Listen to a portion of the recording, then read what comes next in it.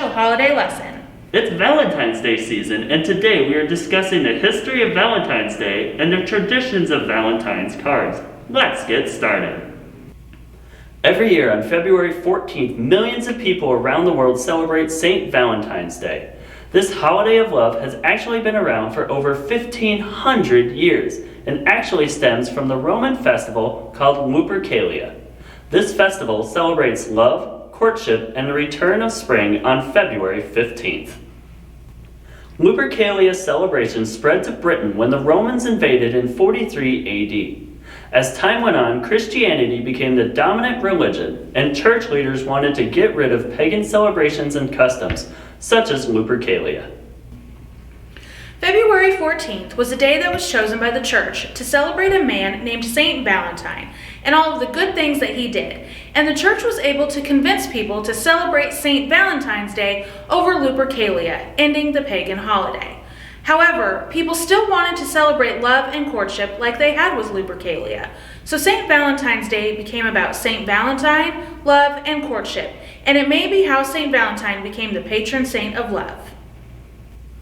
Birds were thought to mate in mid-February, and celebrating this idea was the poem written in 1375 by Geoffrey Chaucer called The Parliament of Fowls.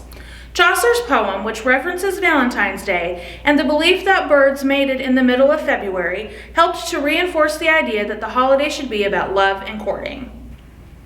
One of the most popular Valentine's Day traditions is giving a card to the person you love, and it's a tradition that has been around for hundreds of years.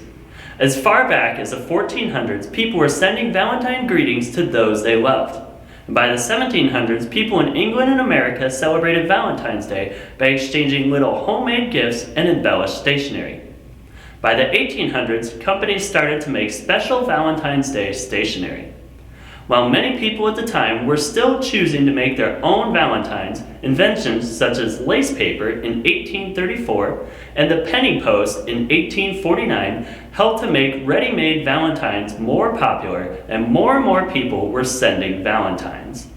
In the mid-1800s, there were many companies that were producing Valentine's cards in a wide variety of designs and subject matter. One of the most popular and respected companies belonged to Esther Helen in Worcester, Massachusetts. Esther's Valentine cards were so popular that she is called the mother of the American Valentine. This card is an example of her work. While we tend to think of Valentines as sentimental and filled with words of love, not all were like that in the 1800s. In England, it became popular to send rude Valentines like these here. These rude Valentines would mock the sentimental messages of traditional Valentine cards, as well as insult the ones receiving the card. To add insult to injury, the senders of these rude Valentines did not pay for their delivery, because back then, you did not have to pay to send your mail like we do today when we buy stamps. Instead, it was the recipient who had to pay for it when the mail was delivered to them. Valentine cards in the 1900s began to change. They were becoming less elaborate and ornate and were being mass-produced on a much larger scale than they had been in the 1800s, which meant the Valentine cards made by national companies were able to reach a wider audience than the cards made by the smaller companies of the 1800s could. Postcard Valentines, like these, were introduced in the early 1900s, which saw more people able to afford buying and sending Valentines due to the postcard's low cost.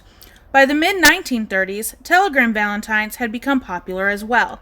Around this time, joke cards were also becoming less offensive, and Valentine cards geared towards children, like these, were also starting to be produced. Today, some Valentine cards are still made by hand, but most are mass-produced, and it's estimated that 145 million Valentine's Day cards are sent out each year. They vary in design and topics ranging from sentimental and comedic, and are even influenced by pop culture, so there is a card for everyone, young and old alike. Thank you for joining us as we discuss the history of St. Valentine's Day and the tradition of exchanging Valentine cards. We hope to see you at the museum. Happy Valentine's Day!